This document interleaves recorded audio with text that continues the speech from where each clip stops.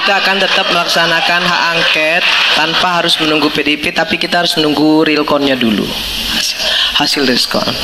Yang pertama, saya tidak ingin menyenangkan semua yang hadir di sini kalau saya bicara. Saya ingin memberikan solusi kepada adik-adik mahasiswa, anak-anakku semua, jangan terpengaruh dengan dirty food yang kemudian juga banyak diplesetkan menjadi dirty provokator. Ya, jadi saya ingin menjelaskan satu hal. Siapa yang salah dalam carut marut politik kita hari ini? Siapa yang bersalah? Jokowi? Salah. Partai politik lebih salah lagi. Partai politik yang menjadi akar permasalahan seluruh ya kericuhan yang ada di negeri ini. Kenapa? Pragmatis. Nggak ada yang nggak pragmatis. Semua partai politik korupsi. Betul nggak? Kita nggak usah tutup-tutupin itu. Golkar pernah nggak jadi oposisi? Nggak pernah.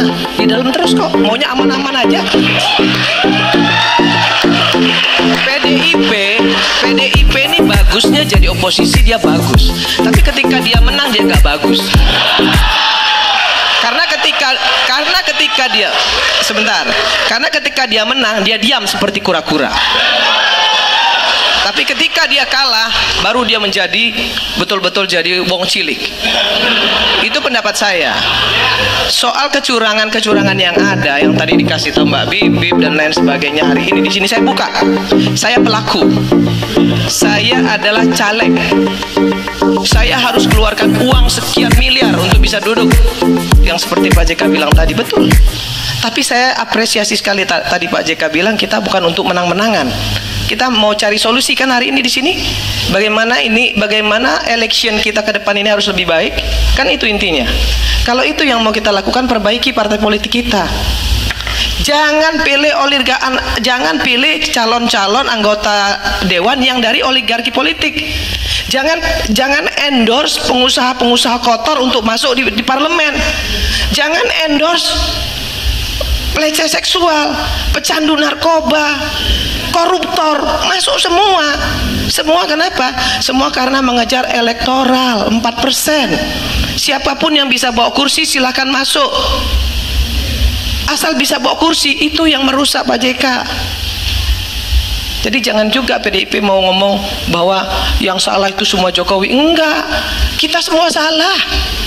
Saya sebagai orang partai politik, saya sebagai salah satu pimpinan di Nasdem, saya bilang partai politik yang paling salah. Yang mengendorse si Samsul siapa? Partai politik.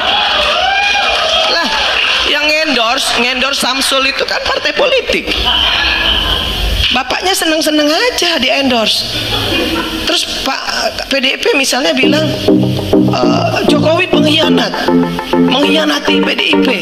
Lah kalau memang mau membenahi election ini, nggak perlu dong ribut-ribut. Jokowi nggak lagi bersama dengan PDIP, nggak perlu. Cuek aja, PDIP juga bisa kok. Kan itu harusnya. Tapi kan PDIP ribut. Kenapa Jokowi minggat dari PDIP? Kan itu adik-adikku. Dan jangan mau juga yang mahasiswa hari ini ditantang-tantangin untuk turun ke jalan, kemudian jadi korban, jangan mau. Belalah harkat martabat rakyat. Anda semua adik-adikku, anak-anakku, berdiri di depan untuk rakyat, bukan untuk partai politik. Bukan untuk partai politik. Bukan untuk kekuasaan, nggak usah. Ada satu yang ingin saya sampaikan. Pemerintah yang absolut, terlalu absolut, dia pasti diktator. Maka kemudian harus ada oposisi. Harus ada, wajib.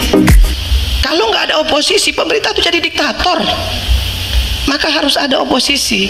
Tapi apa yang terjadi? Oposisi di Indonesia ini banci semua. Kenapa saya bilang banci?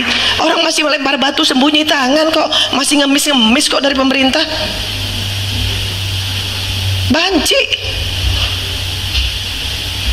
Jadi kalau kita sekarang mau mengatakan diri kita yang paling benar, no, nggak ada yang benar hari ini. Ayo kita beresin.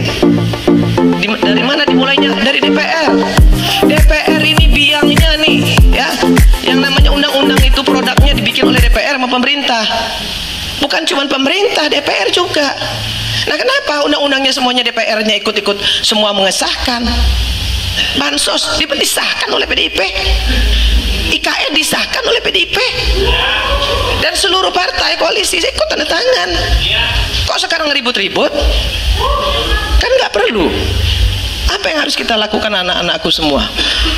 Kita benerin, ya. Jangan endorse partai politik tuh, jangan endorse lah. Beliau nih lo endorse. Ya, endorse Valina Sinka, Profesor Valina Sinka, endorse untuk menjadi anggota DPR. Ya, jangan endorse orang yang sudah cacat moral, udah melakukan pelecehan seksual, masih bisa jadi anggota DPR.